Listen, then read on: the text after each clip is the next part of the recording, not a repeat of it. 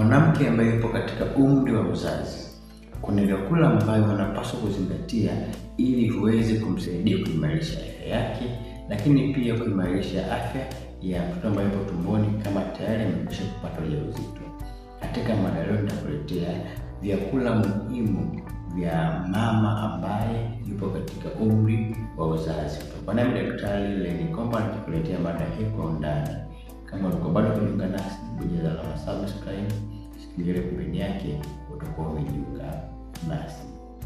Chakula cha kwanza ni vyakula vyenye madini ya chuma pamoja na kalsiamu. Vyakula hivi ni muhimu sana kwani husaidia kuongeza kiwango cha damu mwilini, lakini pia huimarisha meno pamoja na mifupa, lakini pia huimarisha ukuaji wa mtoto akiwa tumboni. Vyakula hivi ni pamoja na samaki, nyama, mboga za majani, maharage pamoja na matunda baadhi. Vyakula vya pili ni vyakula vyenye folic acid. Vyakula hivi tunavipata, folic acid tunapata kutoka katika vyakula ambavyo pia vina uwezo wa kuongeza kiwango kikubwa cha utengenezaji wa damu mwilini, ambapo ni mboga za majani, napata katika nyama, katika dagaa, katika samaki, lakini pia katika matunda. Acid ni muhimu katika kutengeneza wingi wa damu, lakini pia katika kuimarisha afya ya mtoto na ukuaji wa mtoto akiwa tumboni, lakini pia husaidia kupunguza hatari ya mtoto kuzaliwa akiwa na mgongo wazi, tunaita kitaalamu spinal bifida. Tatu ni vyakula vya protini. Vyakula vya protini ni muhimu sana kwani protini husaidia kuongeza ukuaji wa mtoto akiwa tumboni, lakini pia kuboresha kiwango cha mayai kwani husaidia kuboresha kiwango cha ukuaji wa mtoto akiwa tumboni kupitia protini. Kwa tunashauri mama atumie vyakula vya protini ili mtoto aweze kupata ukuaji ambao unatakiwa. Ni matunda pamoja na mboga mboga. Matunda pamoja na mboga mboga vinatupatia vitamini kwa kiwango kikubwa, kwani vitamini hizi ni muhimu katika kuimarisha afya ya mama na kuimarisha afya ya mtoto akiwa tumboni, lakini pia ni muhimu katika kumwandaa mama kwa ajili ya kupata ujauzito. Kitu kingine ni maji.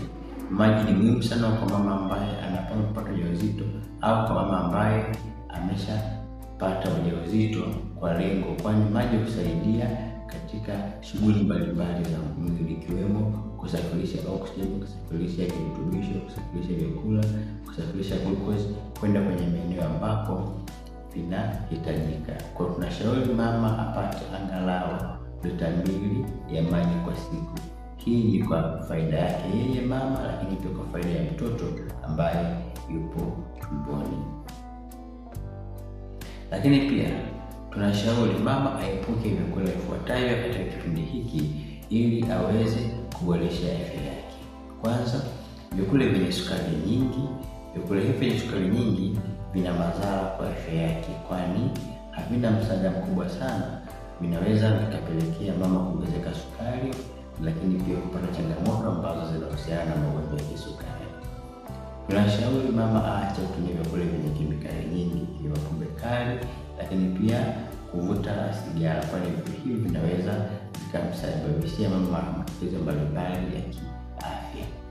Lakini pia tunashauri mama asitumie dawa asilia au dawa bila ushauri wa daktari katika kipindi hiki, kwani baadhi ya dawa zinaweza zikasababisha utasa wa kudumu au mimba kuharibika au changamoto yoyote ile ya kiafya.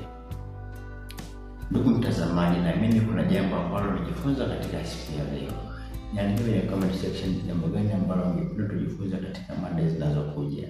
Ulikuwa nami Daktari Lenny Komba. Asante kwa kunisikiliza. Nikutakia siku njema na Mungu akubariki.